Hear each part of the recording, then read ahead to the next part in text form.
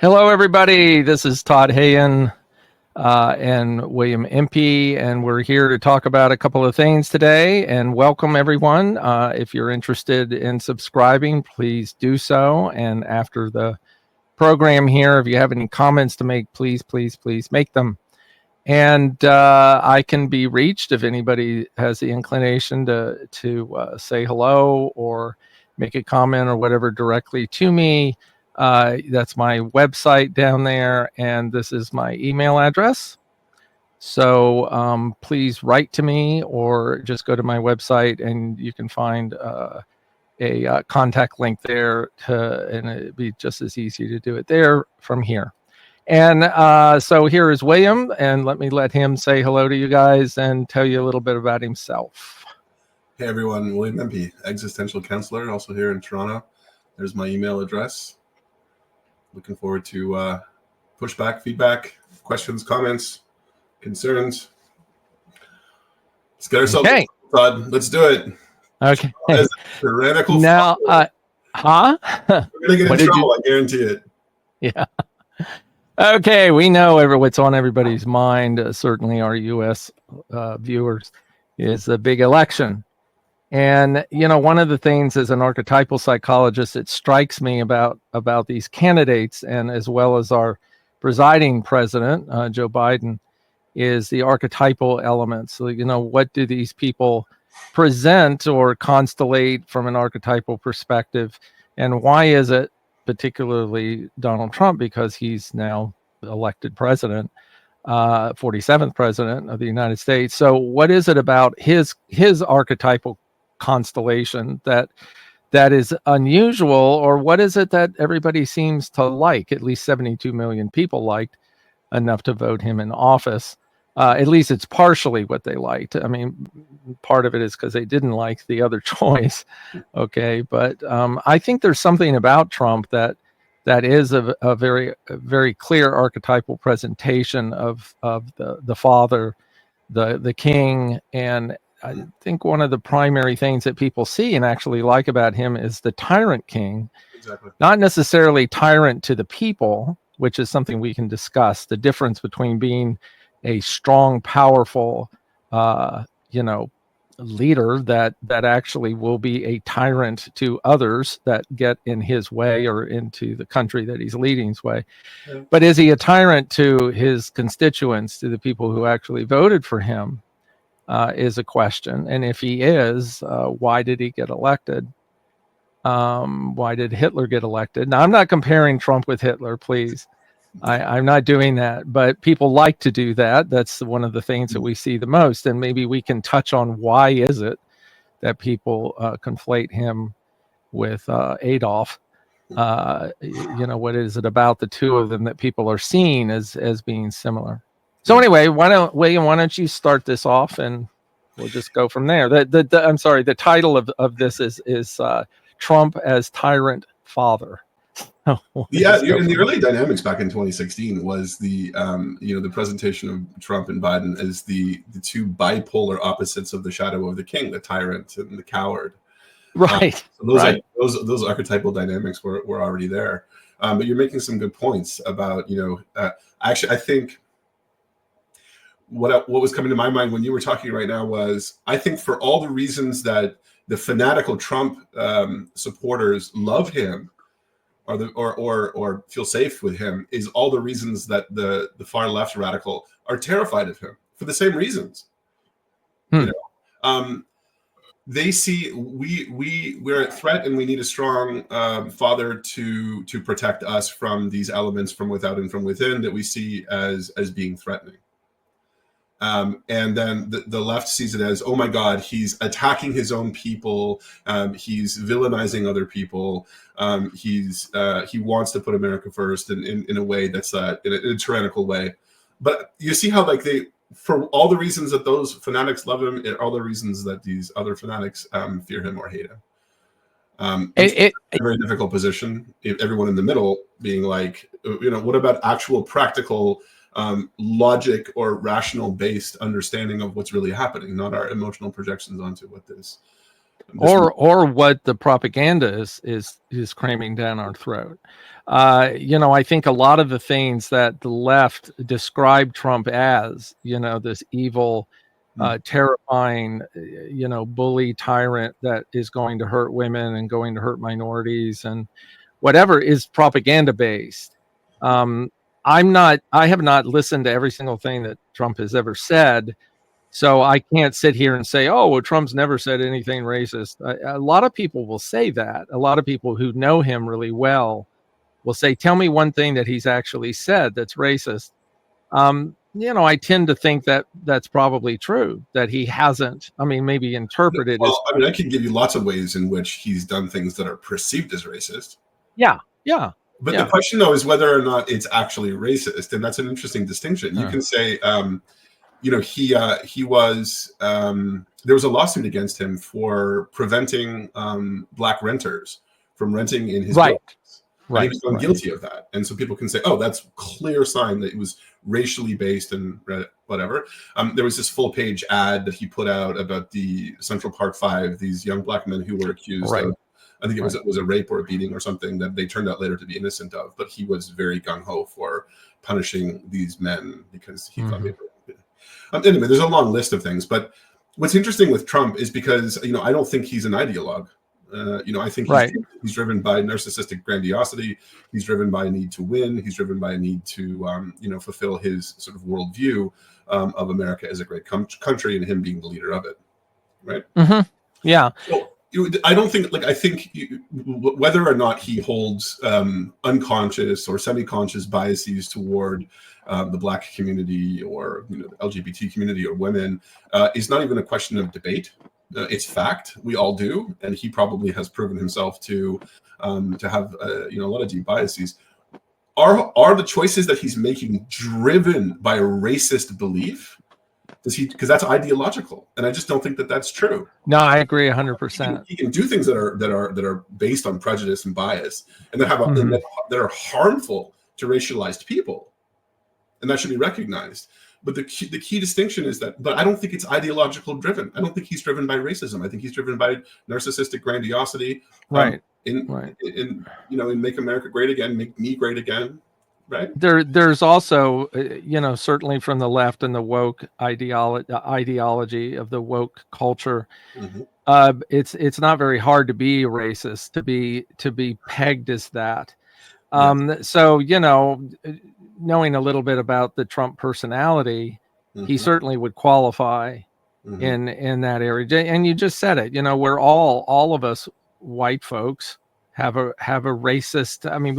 We don't fully understand what it is to be a marginalized culture or race. I suppose, but I don't identify as a white person. I think white and black are by definition racist categories, and I find them very unhelpful. Yeah, but you don't identify as a white person, but other people will identify you as that.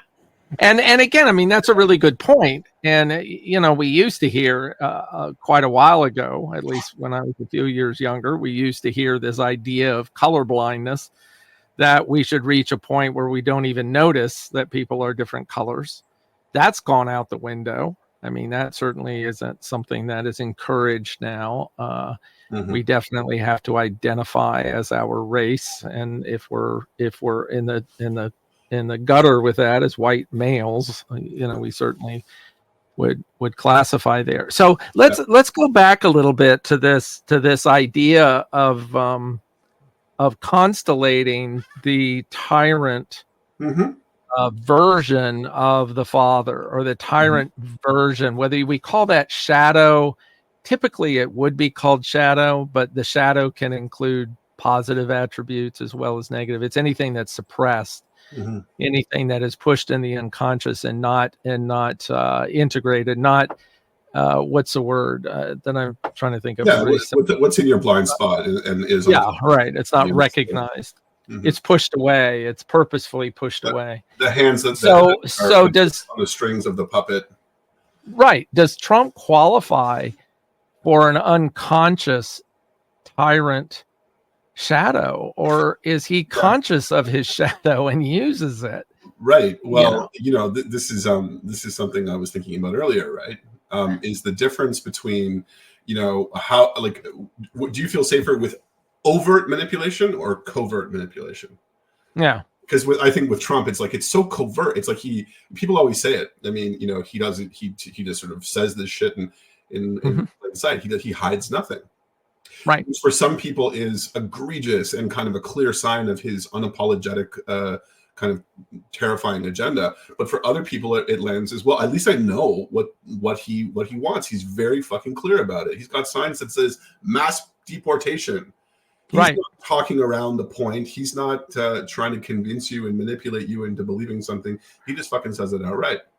Yeah, and like with anything that's often that's authentic, that can move around as well. And that's one of the other criticisms. You know, it's like, well, he says one thing here, and then he changes his mind and says something else. I mean, the person that is actually suppressing and not authentic or covert is usually relatively consistent, because they have an agenda, they have a plan. Well, I want people to think this, but this is really what I'm thinking. I want them to think this, though, and it's clearer. Does that make sense? It's a clearer presentation that doesn't get wishy-washy, you know. And it's not as it can be expected to be more literal. You know, I'm thinking about something like Trump's comment about either eating the cats or they're eating the dogs. It's like he got so much criticism for that because he wasn't literal enough with it.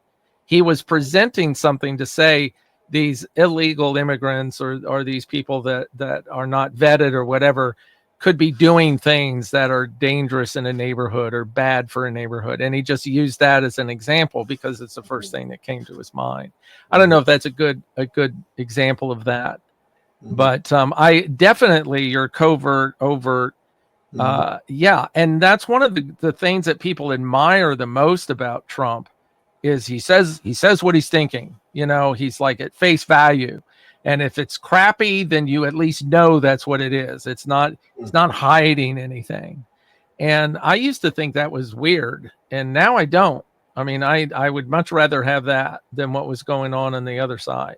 Somebody held him to task for some misogynist fucking comment he made. He said, you called women this, this, and this. And he goes, no, I only called Rosie O'Donnell that. And the whole crowd fucking, he takes it right on the fucking nose. He's like, yeah. Right, right. He has this incredible way of fucking, you know, just like his overtness is the place that where he not even hides. That's not the right. That's sort of an oxymoron, but you know what I mean. It's like, it's no. And then I know just what you mean. How does he do it? How the fuck does he keep winning? It's like he's, you know, bulletproof. And I mean, I think his relentless overtness with who he is, what he wants, and his agenda, I think is that. I mean, that's not to say that he's not slippery. He's really fucking slippery.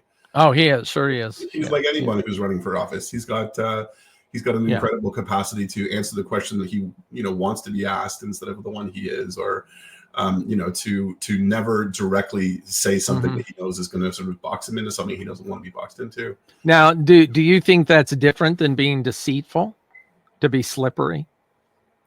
You know, it's interesting. You know, the concept of manipulation. So I think for a lot of people, and, you know, we can split kind of semantic hairs on it, but there is a connotation and a denotation around that word. So on the one hand, the connotation is, if you're manipulative, you're doing something that you don't want me to see for your selfish agenda. You're trying to coerce a yes out of me in order to get what you want, because if you ask me directly, I would just say no. And it's bad. It's evil. It's really fucking awful to do that. And then I think, well, right, but then that's the shadow of manipulation. But then there's also, like, and maybe we want to call it a different thing. Maybe we want to call it influence.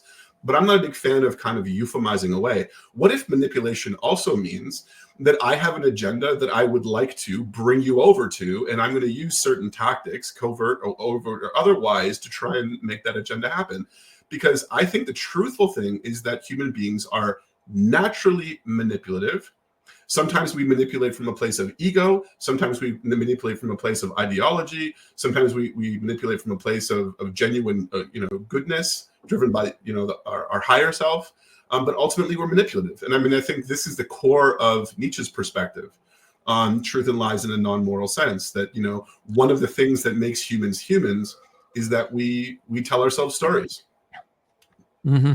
We're driven by metaphor, which is a kind of abstraction of this concept of truth and untruth and manipulation and unconscious drives. Mm-hmm. Yeah, absolutely. Yeah.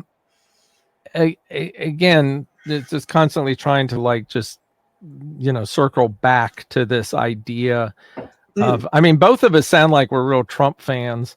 And I don't think either one of us are as we're sounding right now. Like, it sounds like we're defending him and saying, "Oh, he's really great." I am, I mean, what have either of us said that is in praise of Trump? I mean, I think both of us have called him a narcissist and right. And it's more too. I think, as if you were choosing someone to be a friend, a loyal friend, someone you trusted, and whatever, you might not choose that narcissistic presentation. You might not. You might, but that's not what Trump's being chosen for. He's being chosen to be a leader of the country. Mm-hmm. And and I think this is what I was thinking when we first started talking about this, is that there's this idea that as long as Trump is not a tyrant to his constituents, to the people of America, mm-hmm. it doesn't matter if he's a tyrant to other countries' leaders or a tyrant. Mm-hmm. If we define tyrant in a certain way, I'm not quite sure if I'm using the right definition that applies to that. About like bullying other countries, right, to bend to his agenda for America first. Right. Like, one of the things that we hear in Canada now is that he's going to be really tough on free trade in a way that's going to have a negative impact on the Canadian economy because he's a bully. I don't know if that really qualifies him as being a tyrant. Bully is kind of one step. It's a different thing. Yeah, it is. Yeah. And yeah, tyrant, I think, and maybe there's a definition somewhere that is very specific. I always think of a tyrant as being a tyrant to the person that's looking up to you as your leader, as your mentor, as your father, as your king. That it's to those people. It's not to somebody else or to some other country, or like as the leader of a country. That tyrant doesn't apply to that. And maybe it does, maybe it doesn't. Bully certainly does. Trump is, what he at least presents, is that we are his family, and he's not going to let anybody fuck with his family. And he will do whatever he can do to create trade between countries, as long as everybody can come in the sandbox and play, as long as they play within reason. Mm-hmm. This is I think the way he's going to approach Putin. The whole agenda with the Biden administration and Harris, if she had gotten in, is a regime change in Russia. That's the whole point of supplying them with billions of dollars for their war machine and whatever, is to weaken Russia in order to get rid of Putin, so that they can put somebody in there like they did in Ukraine. Mm-hmm. They can put somebody in there that they can manipulate. Talk about manipulate. I mean, that's the whole point of it. Of course, they're telling us the reason is because of democracy. They're our ally, and they want to have a preserved democracy, and Russia's, blah, blah, blah. And so, I think that Trump's version of that is to make sure everybody's okay with the game that they're all playing. It's like, if Russia doesn't want nukes down their throat, then that's fine. We don't have to do that. And as far as NATO is concerned, as long as everybody's fine, because if they're not fine, if they do something out of line, I'll just squash them with my thumb. And that's his tactic. He's a businessman first. So his evilness, that everybody wants to say he's like Hitler, who will destroy the very country that put Hitler in power, destroy the people of Germany. Of course, the people of Germany loved Hitler for a very long time. They did not feel oppressed until the Allies came in and basically pulverized the country. Well, I mean, Hitler rose to power on a "Make Germany Great Again" agenda. Oh yeah, exactly. Yeah, superpower. Yeah. So The thing about trust, though, and back to the sort of psychodynamics and archetypal, elements of this, I was thinking about my own personal experience with people who are grandiose and narcissistic and tyrannical and all this thing. The thing that I find is because they're overt, it gives you the opportunity to really be in a kind of informed consent about what level of relationship you want to have with them. So, I find that, like, if I think of people in my life that have similar traits, I'm like, I accept that this person has this like vicious narcissistic streak that sort of thinks in a certain way and is sort of obsessed with a certain thing. And it's just like, if you want to be in a relationship with that person, you just have to accept that about them. If you can't accept that about them, if it doesn't serve you in any way to be in a relationship with them because of that, then you can be a choice to not engage with them. But for me, it's always been, okay, look, if I just accept that this person is who they are, and I'm okay to be with them as they are, and I'm gonna check in with myself to make sure that I'm not, getting pulled into their shit, then I'm free to be in relationship with them and accept them as they are, because I know who the fuck they are. I know exactly what they're gonna do. Right. But there's a freedom in that, and I think it's like, in many ways, the opposite of, oh my God, because you are all of those things, now I am compulsively compelled to reject you and hate you and villainize you and shit on you, ostracize you. That's your choice if you want to go that way. But I find that it's not particularly conducive to a heart-open way of being in the world. I can love people with flaws. I fucking hope. Yes, you can. That seems to be an attribute, a very clear one of the left, that they can't. I've had that experience with a lot of my close friends, even people in my family, where it's like, and I am not an overt Republican conservative. I don't go around campaigning. I campaign for truth and I know that sounds really cliche, but and I don't think that side, the left side, at least from a governmental point of view, from a candidate for president, was following that. I mean, just the war in Ukraine is enough for me to say no to it. The war in Israel, the same thing. The First Amendment issues. I mean, all of that is like very, very clear to me to not be the choice. But I am hated for that. I mean, there is no regard. There's no open mind of like, gee, why do you feel that way? I'd be curious to know, because I really think you're choosing the wrong route. Why is that? There's none of that. It's zero closed mind. So there's what's happening in the propaganda space versus what's happening on the ground. And I think that the big kind of gap between those two things has brought a lot of shock to people who cannot believe that Trump won in the landslide. And one of the things that I notice is that if you express dissenting views to someone who supports Trump, they don't reject you. No. You can say, no, they don't. I mean, they're like, okay, vote for Kamala Harris. I mean, whatever. I mean, they actually, the Republicans did an amazing job of actually being welcoming to people who had enough of far left politics that felt like they were abandoned by that. Whereas on the Democratic side, or the left side of things, it's like the minute that you show any kind of dissenting view, I mean, just a sliver of anything that's not like completely in alignment with their views, they feel justified in absolutely just throwing you into a trash pile and never speaking to you again. And I think that's one of the driving factors in why people don't want to align with that, because it's fucking gross, man. Really awful. Yeah. No, it is. I think what you're hitting on, it's so interesting how I've had this conversation with so many different people that don't necessarily talk with one another or whatever, certainly don't talk with me. I mean, you and I have never talked about this. And yet they're all in agreement with that. Every single one of them will say the exact same thing you just said.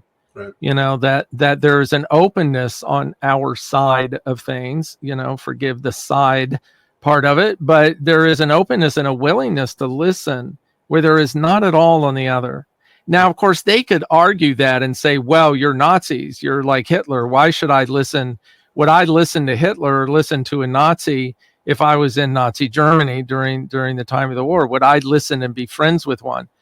Well, considering that that is all, again, propaganda, it's something that's been put on by the media or wherever it came from. It's something that's been added to the whole Trump thing, and people believe it. We don't have that on our side. We don't look at Biden or Harris or any of these people like they're Nazis. We don't look at them as being like pedophile. Well, some people do. Some people look at it that way. But again, the majority of people don't, that are on this side of thinking. Mm-hmm. And yeah, okay, that's one thing for brainwashing, and there is a psychological question in that. How has this been so easy to do, to get people to the point where they completely close themselves up and refuse to even communicate? So the people on the left that are terrified of Trump as a fascist or as a Nazi. Mm-hmm. I mean, if you look at that, if you steelman the argument, I completely understand.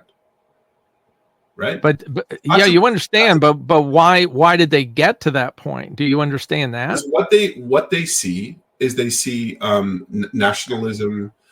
They see isolationism. They see xenophobia. They see what they're seeing is not wrong. It's just that I think what happens for them is that it turns under or through the lens of ideology, it turns into something more than what it actually is. And one of the frustrating things for me is that the minute we get into these projections back and forth, we wind up like, if you accuse Trump of being a Nazi, now suddenly we're in this conversation about whether or not he's a Nazi, right?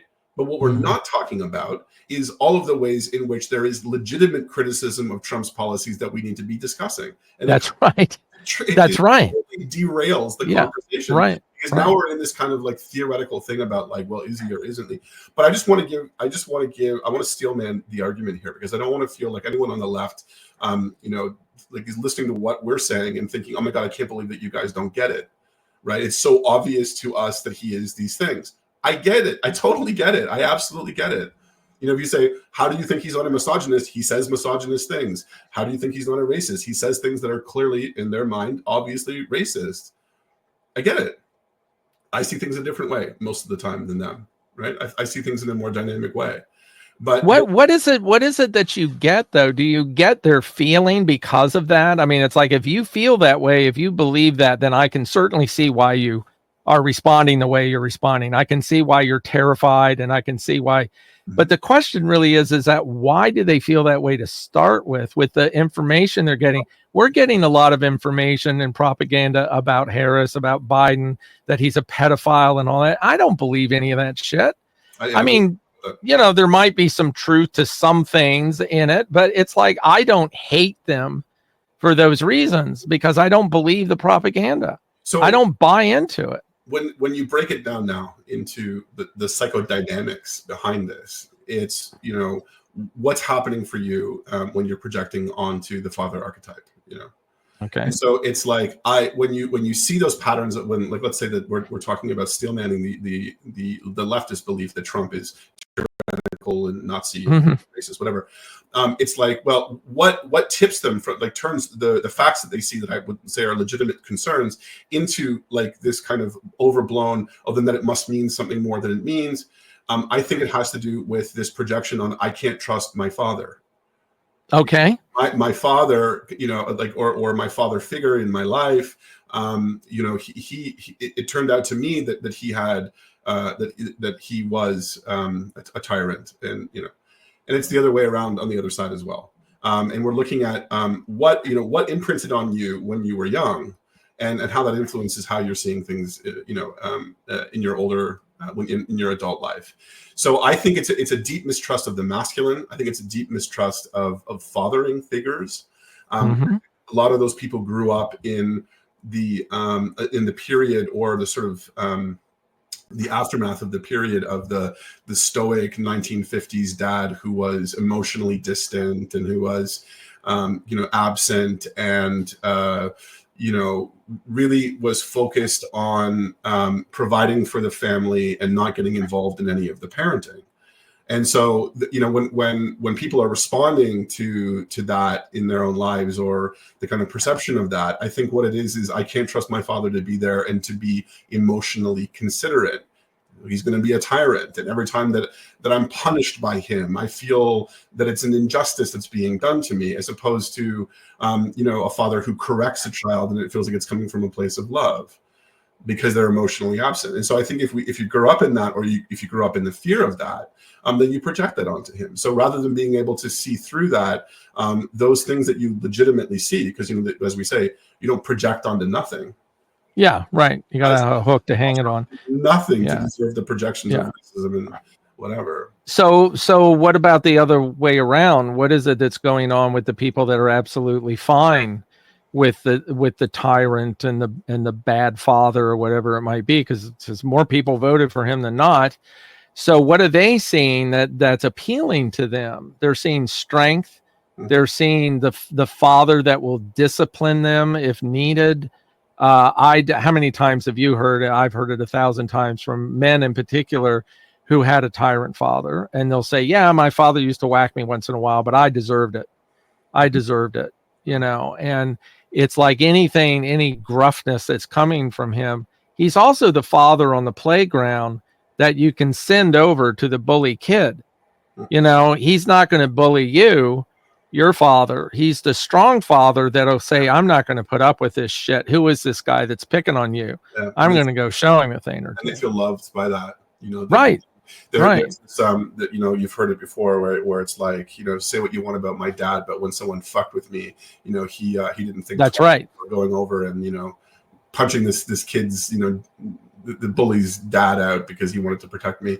Right. And it's perceived as love. It's perceived as protection, and it's perceived as this deep need. Wow. So, I think people that are drawn to that are people that felt like the world posed a threat, or interior, exterior.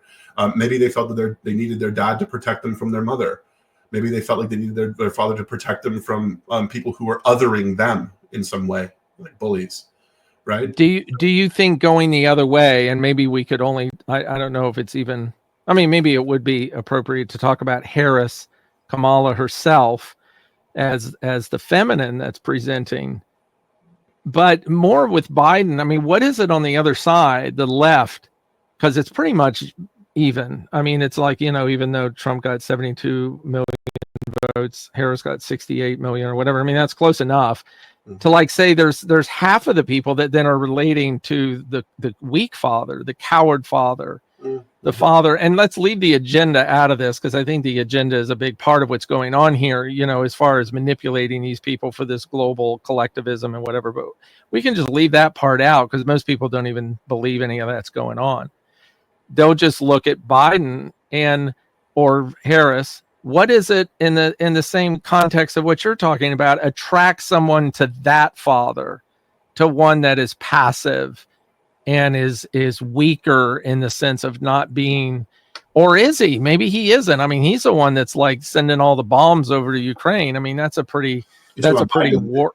Yeah, Biden, and Harris would have done the same thing if she were elected. I'm sure she said she would. So.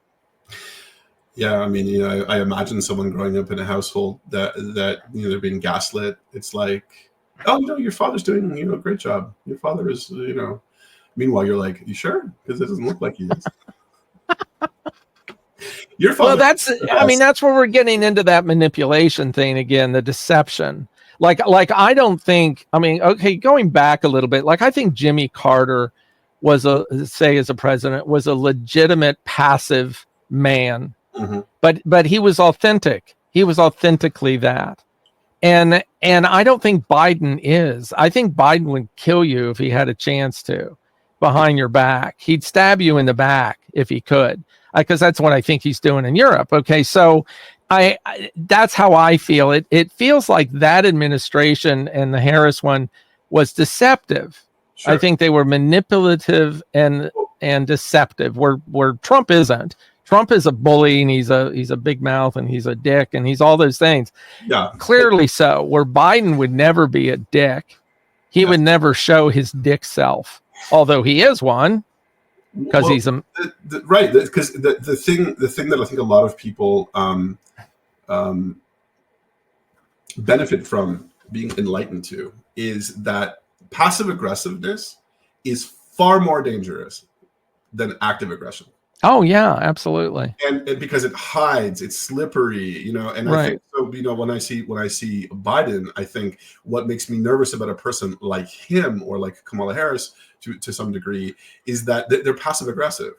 Hmm. And so you're never quite sure. But it's passive aggression is a place of weakness, right? And weakling tyrants, oh fuck, they are Yeah, the I know. I know. dangerous of all. They're the And worst. Yeah. we see that sure in Biden, and I think a lot of people see that in Trudeau. Right. He Right. has this kind of sunny ways, kind of liberal, presentation, but then Right. underneath of it, it's kind of if you fuck with me, I will, Yeah. Right. possibly attempt to destroy you. Hmm.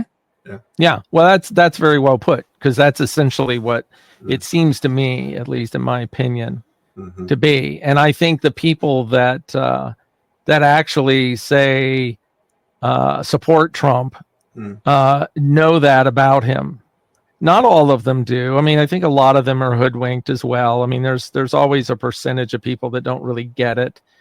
But I think most of the people that support Mhm. having him as president see that, just like you said earlier, they see where the danger could be. They're aware of it.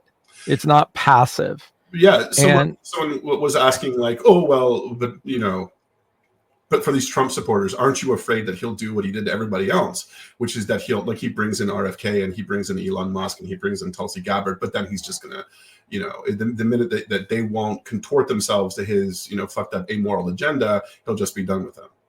mhm. And my answer would be like, of course.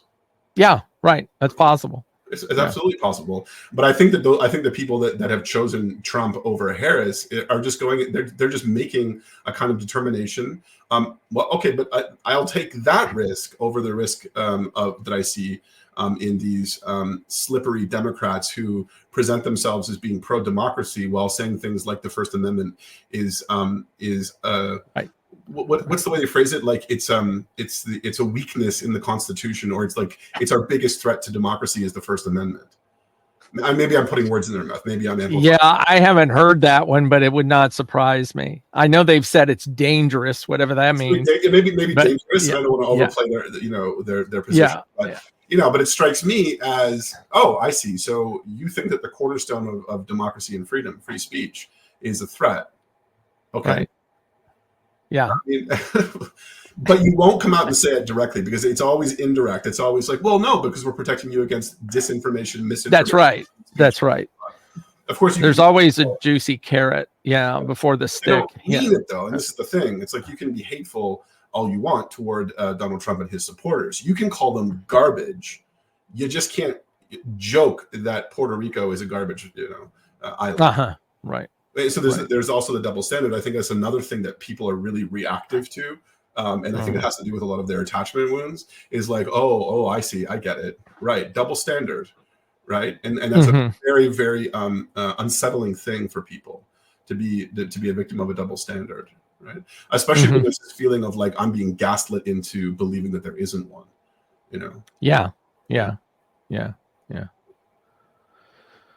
Yeah.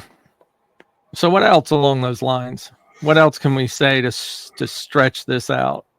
Well, one of the things that occurs to me as we're talking through all of this is that literally every leader that we are discussing here and how people are responding to them are driven by narcissistic grandiosity, covert or overt, right?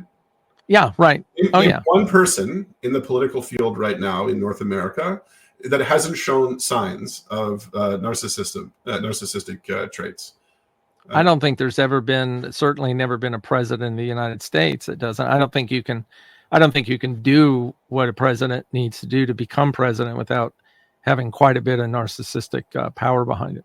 What would be Jimmy Carter's narcissistic traits? JFK's. Well, good examples as possibly the least amount within those people. I mean, JFK was definitely narcissistic. I would not necessarily peg him as having the disorder, but maybe a tad more healthy narcissism than is desirable. I don't think you can have a president that's effective without that.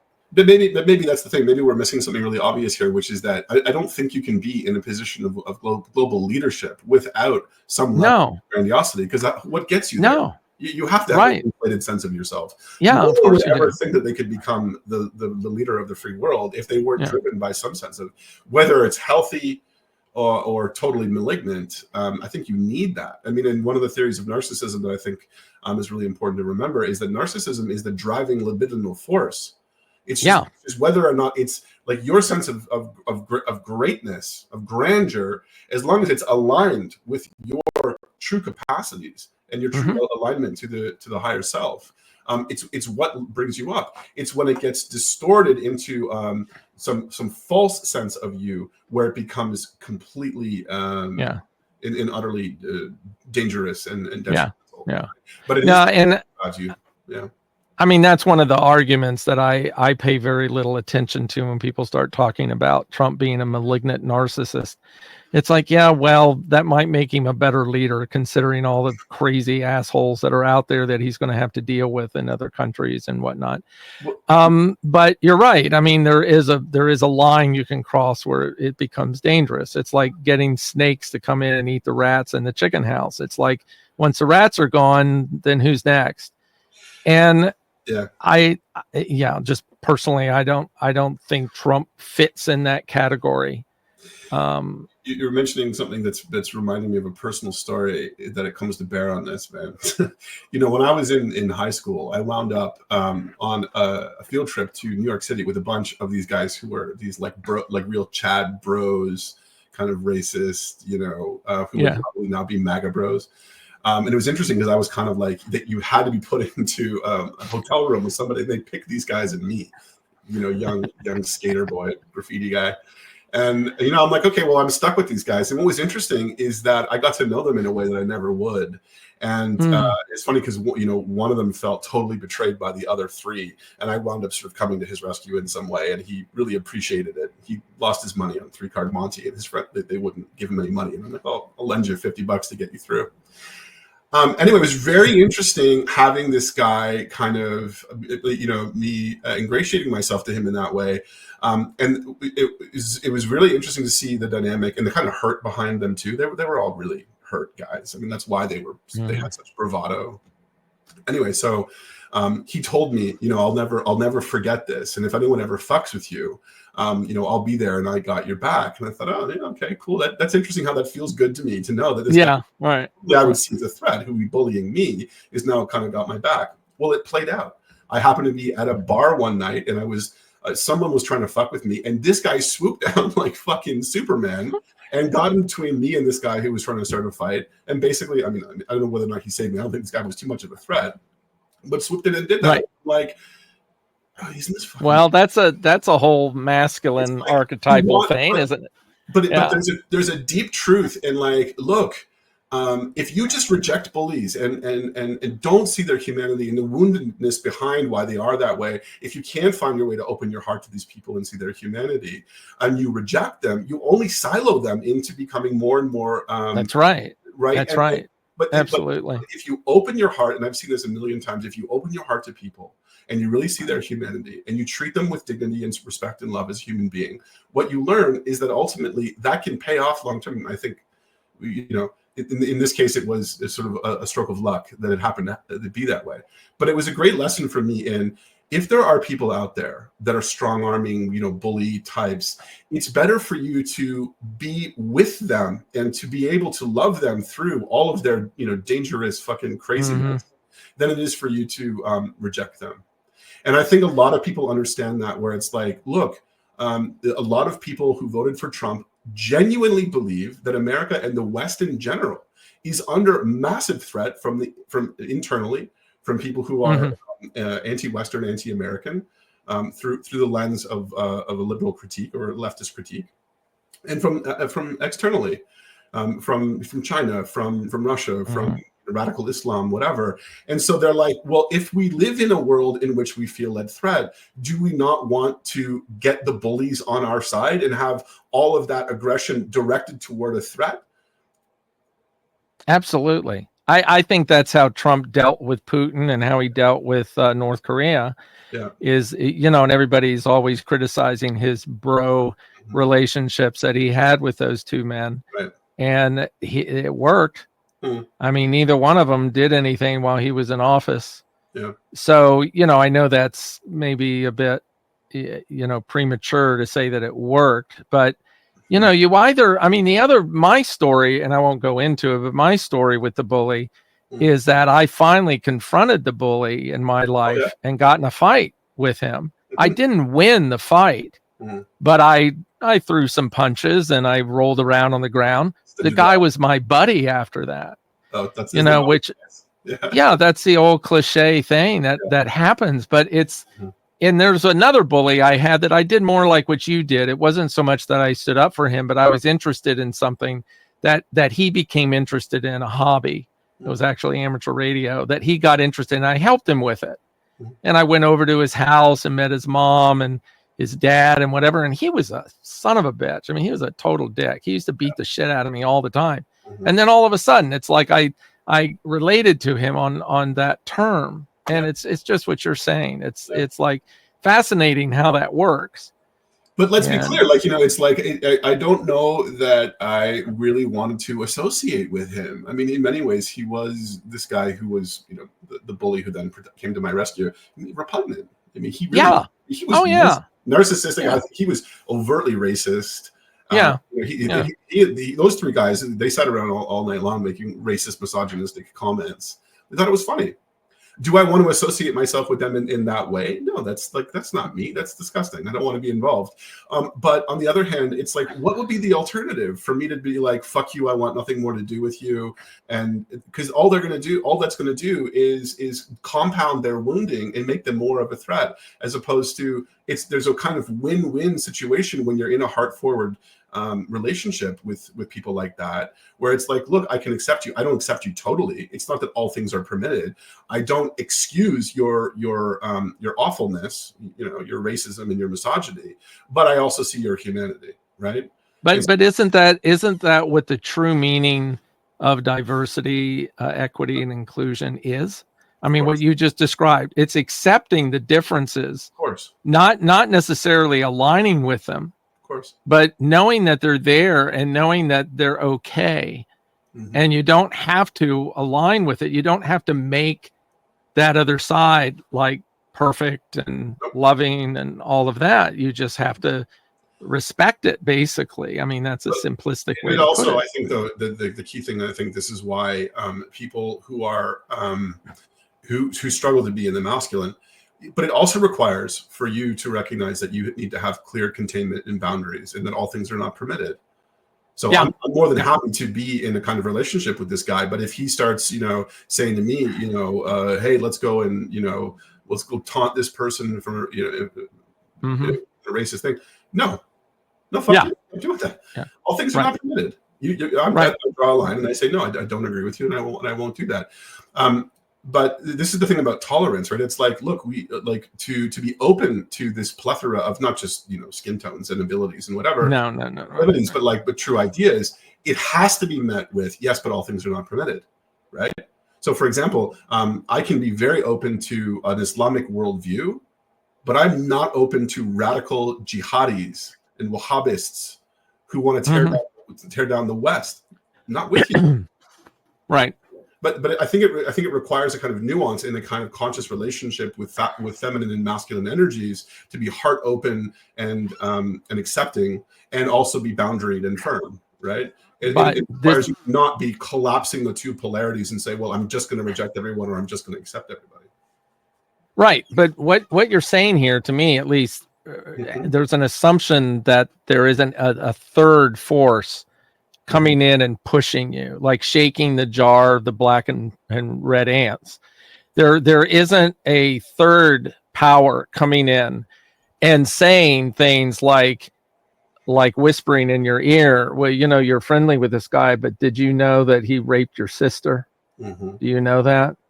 And completely making that up. That's not okay. That's not true. But then you go, well, fuck this. I'm not going to be nice to this guy. He raped my sister. So that's it.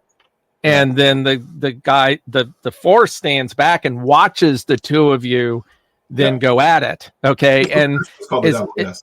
Yeah, essentially that is what I think is going between the right and the left.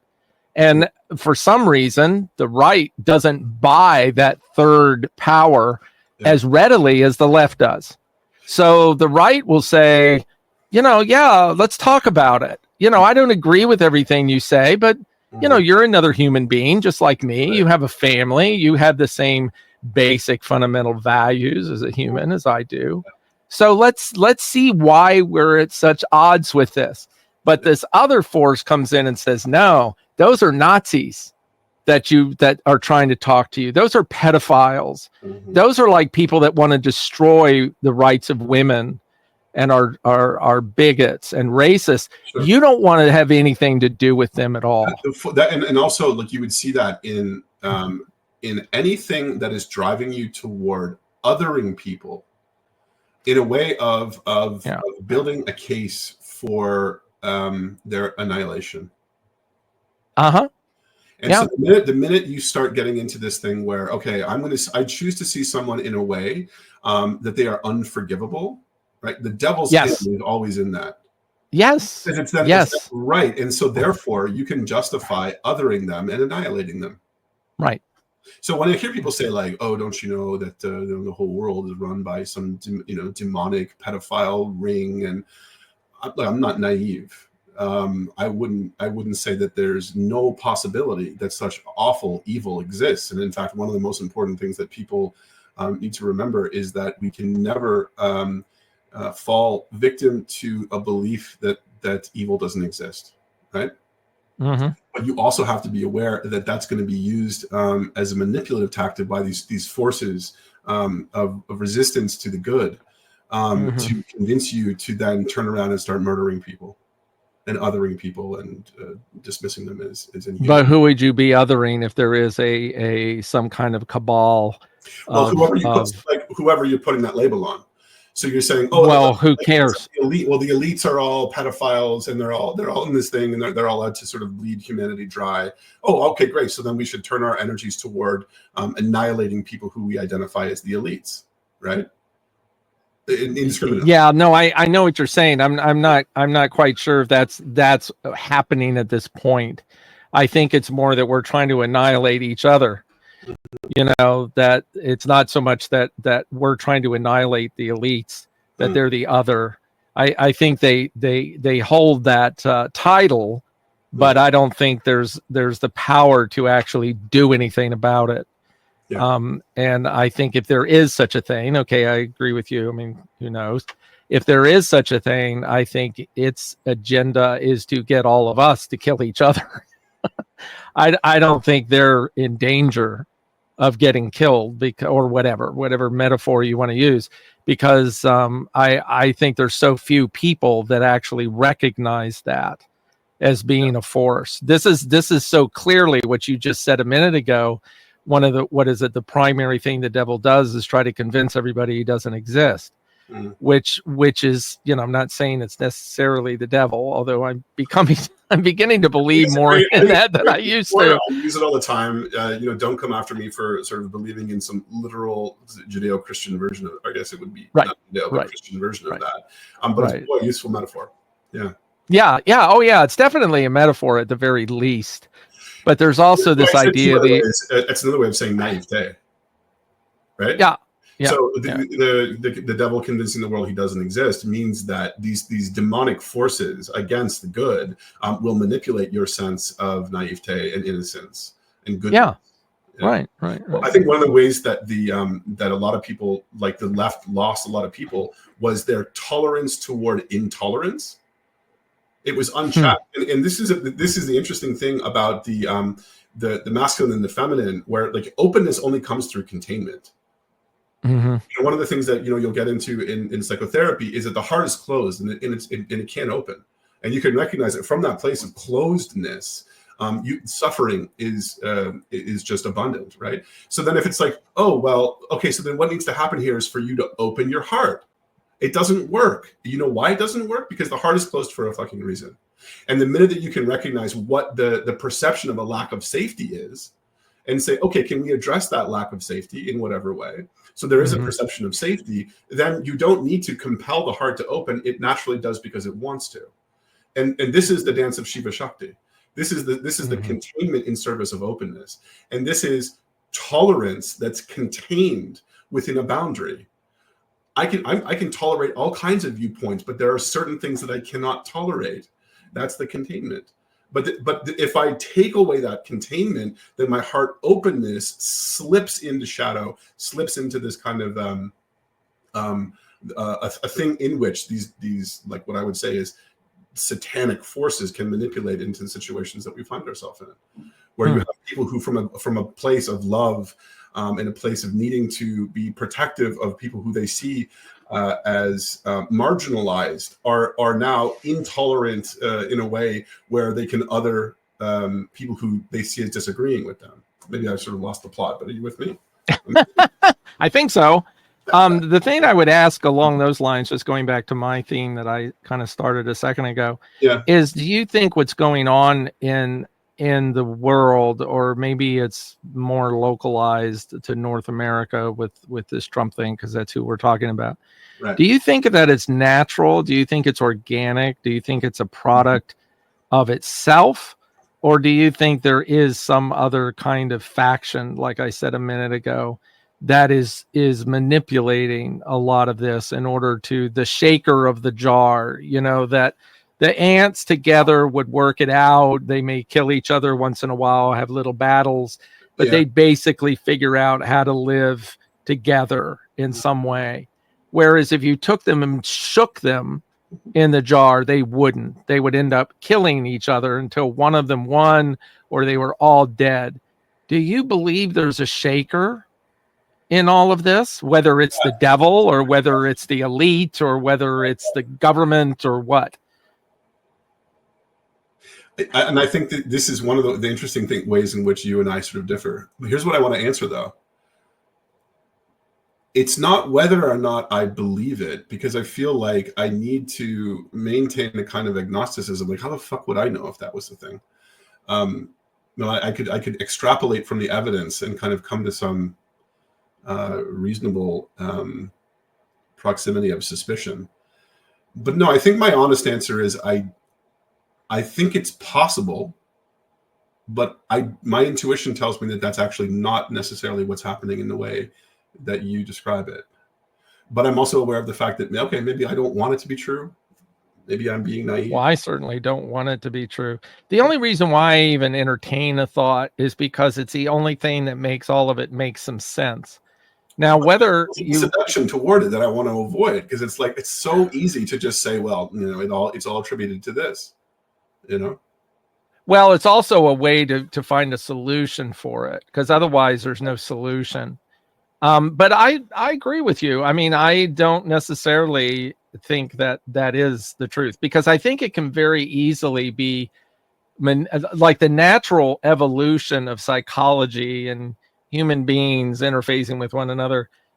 There's also the idea of an emergent property in that appears to be a third element of energy, but isn't really. It is an emergent property of the ants that appear as if they're being shaken in the jar, but they're creating a dynamic that then creates a third energy that appears to be the shaker, but isn't really. It's a product. It's an emergent property of that system that's going on. That definitely could be it. And it would answer all the same questions. It's still a rather metaphysical idea, but we see emergent properties in nature all of the time where something is bigger than the sum of the parts. There's a certain kind of bug that's always used as an example of an emergent property. If anybody's interested, Do you mean like intelligent design? No, this isn't intelligent design. I mean, it could be. Okay. Intelligent design can answer a lot of questions in nature, but this is where totally independent organisms from one another come together and create something that none of the individual organisms know what it is. Mhm. It's an emergent property. There's a kind of mold that does this. It's like it grows independently, and as it comes together, it creates something that then benefits its existence by Yeah. creating this thing. This bug I'm thinking of, I think it's a kind of a fly that will come together and create an image of a bee. I think this is how it goes. Oh, yeah. Forgive me. Have you heard this? No, not that one These little, exactly, but I know there's a lot of yeah, sort these little bugs get together and they create an image of a female bee that the male bee comes and lands on, and then they all get on its legs and it takes it over to its nest, and then they eat the nest or something like that. Forgive me if I've got that all wrong. Somebody out there can look into it. But that's an emergent property of those organisms coming together. And, they say things like traffic patterns, with cars coming together on that will move in a group. Yeah.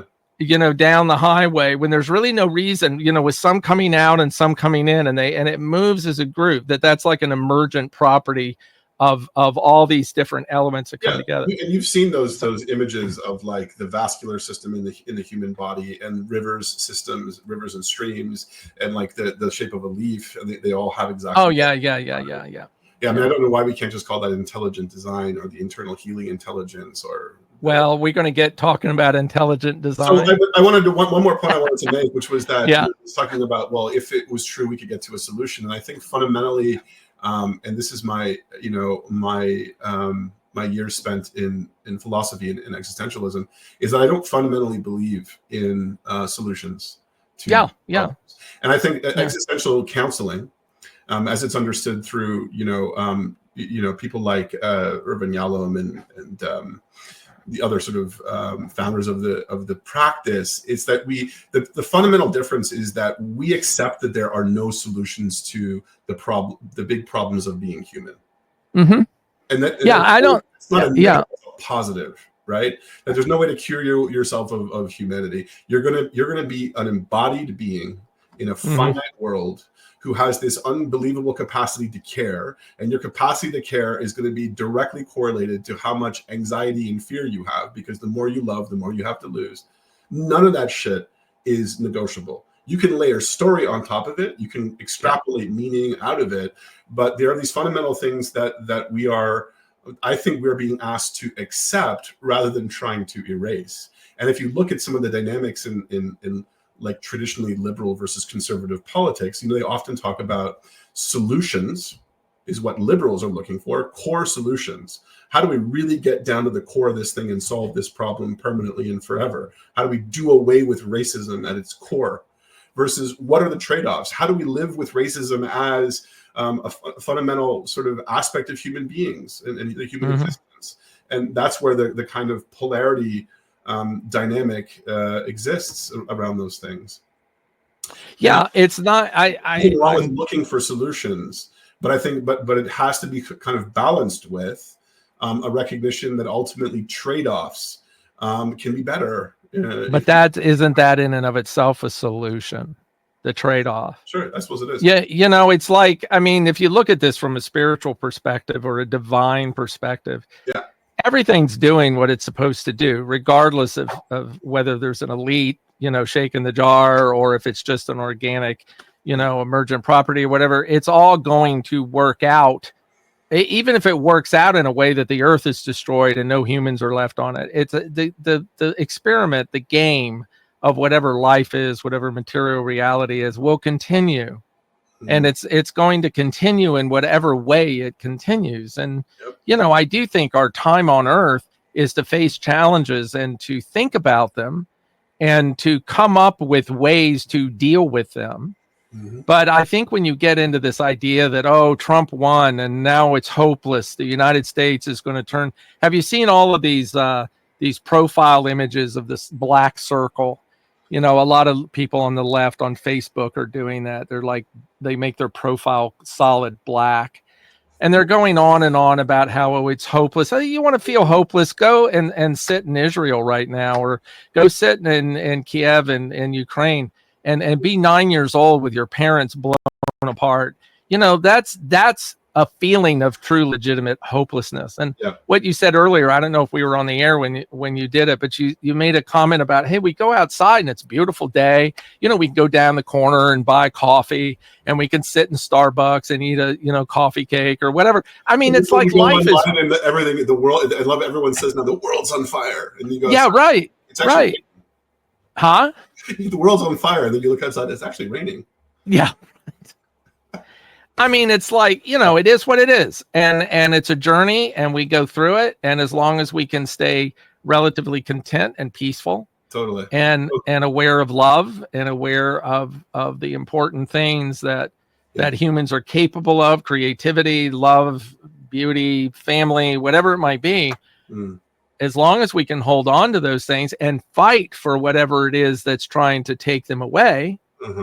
Okay, that's not necessarily solution focused. Yeah. It's the solution is taking action. My point is that you need both. You know, the old 27 word flies on two wings. I'm a fundamental believer that we need conservative thinking. We need progressive thinking. We need both. I agree. And we need to not only respect both, but recognize the sacredness of both. Yeah. Right? I mean, this idea that in the progressives that we should do away with conservatism permanently, or in conservatives that we should do away with progressive thinking entirely, that's a will to death. That's insanity. No, it is. And that is the single thing probably that worries me about Trump's, you know, presidencies, because I think that we have a better chance of heading toward that, just like we would have with either one of them. I mean, it's like just different direction. Well, in the face of that despair, I wrote a little something last night that I was going to put on Instagram. I haven't yet, but I'll read it for you, and you can tell me if you dig it. What if one day you wake up to the reality that everything is perfect just as it is, but you've been ripping your hair out, convincing yourself and everyone around you that everything is hopelessly fucked? There is a more than a 0% chance that that could be true. Yeah. Well, that's a of any reality out there. When people say the world is on fire, they're going to go and show you of a literal place that's burning. Gaza is burning. Right. The trees in BC are burning, and yes, of course.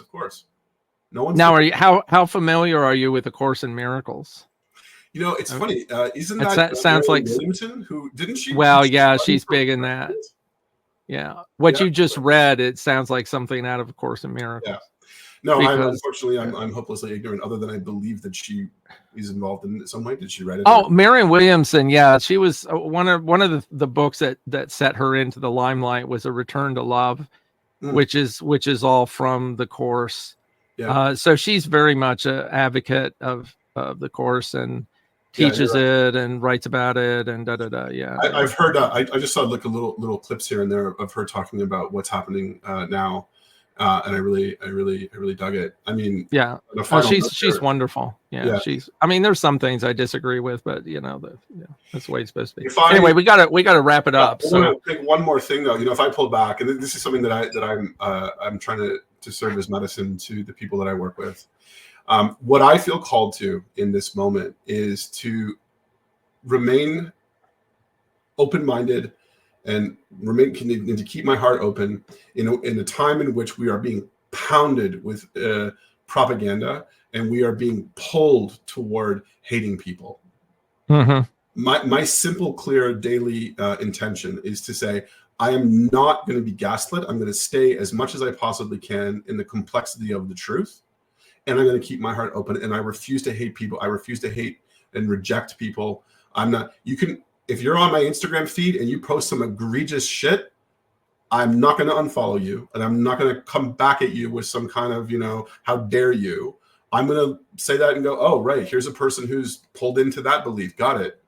Yeah. And it feels like that to me is the way through this, that maybe we're at a point in human history where we're all being asked to, in the face of this kind of craziness, can you maintain your sanity and can you maintain love? Yeah. And you're going to get hated for it. I'm sure people are going to listen to this and be like, "Oh my God, how could you?" I think the people that would for Kamala Harris or Biden or whatever. I think the people that would do that would never watch this to start with. But I think the people that would be watching this would agree with you and resonate with what you said, because I know, I have my own Substack, which is True Views. If anybody wants to check it out, that I have a lot. I mean, the most rewarding thing about the Substack are the people that that comment. I mean, and they would resonate with that 100% because that's really what we talk about, that kind of thing.